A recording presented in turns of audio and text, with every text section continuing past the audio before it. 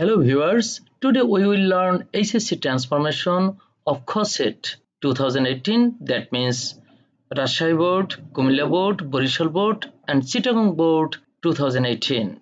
Okay, let's start. Bangladeshi developers can build modern robots like Sophia using its software.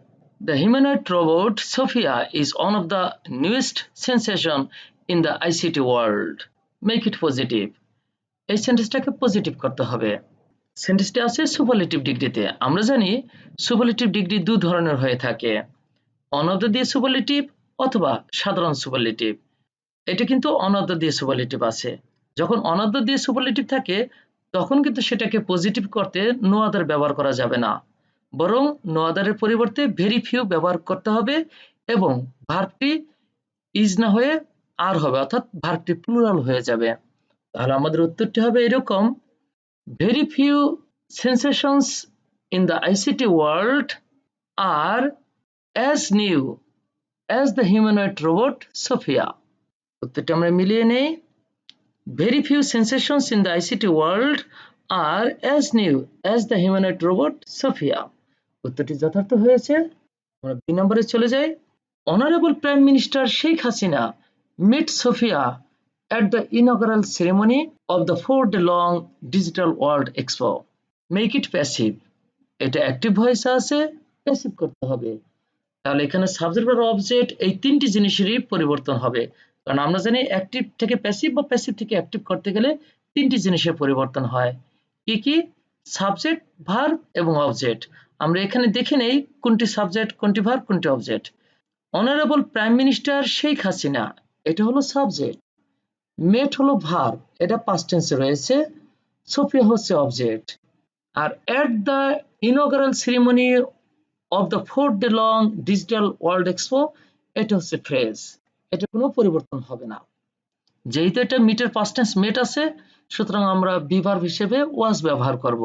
তাহলে উত্তরটি হবে এরকম: Sophia was met by honourable prime minister Sheikh Hasina at the inaugural ceremony of the 4-day-long Digital World Expo. আমরা উত্তরটি মিলিয়ে নেই। Sophia was met by Honorable Prime Minister Sheikh Hasina at the inaugural ceremony of the 4-day-long Digital World Expo. উত্তরটি একেবারেই যথার্থ হয়েছে।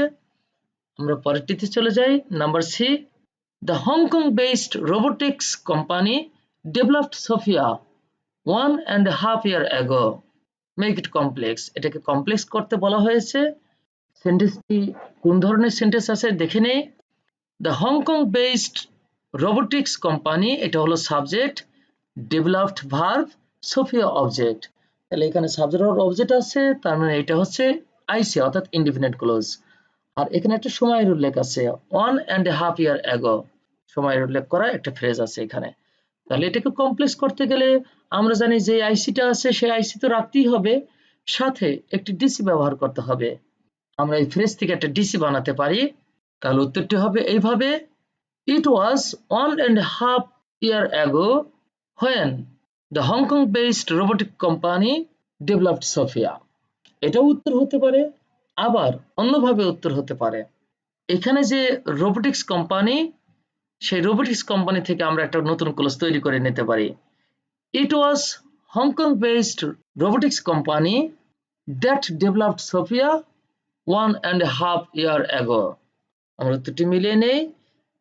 It was Hong Kong based robotics company, এই পর্যন্ত হয়ে গেল ইনডিফিনিট ক্লোজ অর্থাৎ আইসি, that developed Sophia 1.5 years ago, এটা হয়ে গেল ডিসি। আইসি এবং ডিসি মিলে কমপ্লেক্স সেন্টেন্স হয়ে গেল। এটিও রাইট।